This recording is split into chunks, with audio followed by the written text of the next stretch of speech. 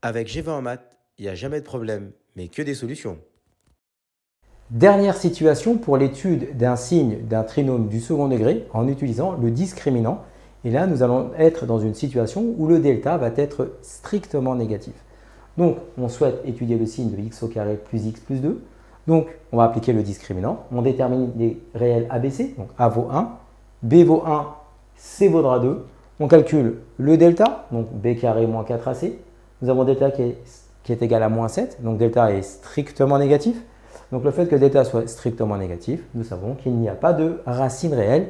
Il n'y a pas de solution. Donc, à partir de là, on va traduire la définition générale pour un tableau de signes. Dans le cas où le delta est strictement négatif, le tableau de signes correspondant à l'étude d'un signe d'un trinôme est le suivant. C'est-à-dire en fait qu'il n'y a pas de racine et ça sera toujours du signe de A.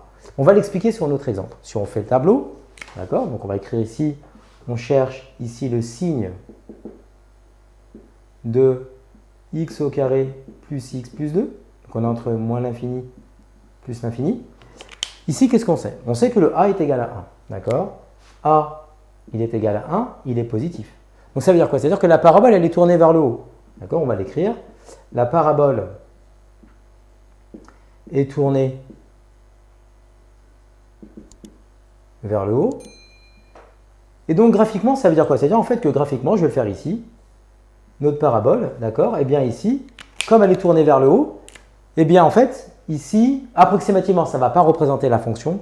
Elle va avoir une allure comme celui-ci en fait. Donc là, vous voyez bien, elle ne touche pas l'axe des abscisses, parce qu'il n'y a pas, le delta étant strictement négatif, il n'y a pas de solution.